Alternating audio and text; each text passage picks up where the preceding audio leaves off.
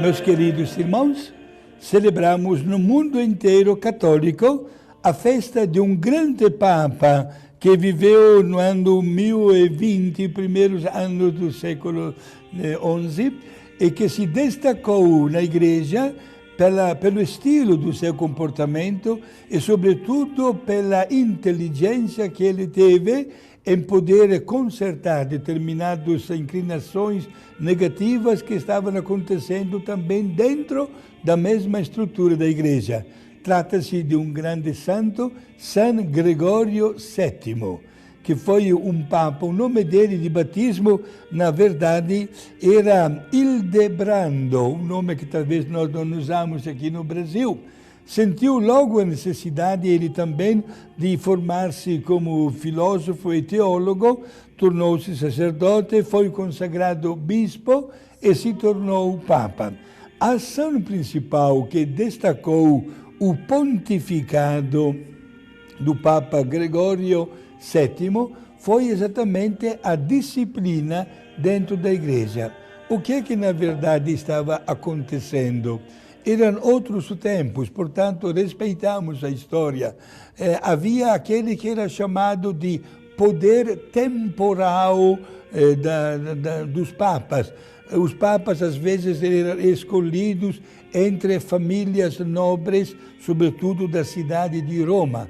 Foi ele, Papa Gregório VII, que quis dar um basta nisso, separando as coisas materiais, os bens materiais, da autoridade e do papel, digamos assim, da tarefa, né, do Santo Padre, o Papa, como pastor universal a serviço da Igreja. Foi a partir do Papa, ele colocou por escrito e foi respeitado com a morte do Papa Gregório VII, que os cardeais começaram a se reunir, formando aquele que é chamado até hoje de conclave, isto é, aquela reunião que visa eleger o novo Papa após a morte do Papa, né?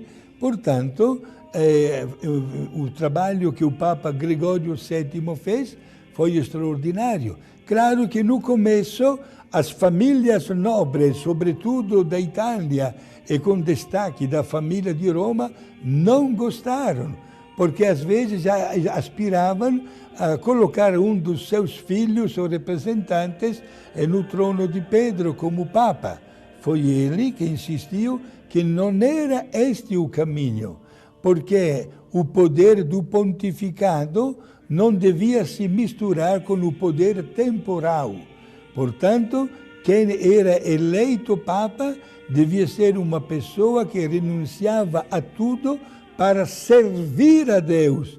O poder entendido como um autêntico serviço para o crescimento espiritual de toda a comunidade cristã e católica. Foi duro aceitar, mas foi respeitado. E até hoje, este estilo de comportamento dos cardeais quando morre um Papa é mantido. Por isso, nós vamos rezar para que quando isso aconteça, tudo seja uma expressão da vontade divina, que escolhe pessoas como nós, simples. Aliás, não temos palavra para agradecer a Deus, especialmente para os nossos últimos papas, um mais santo do que o outro, digamos assim, né?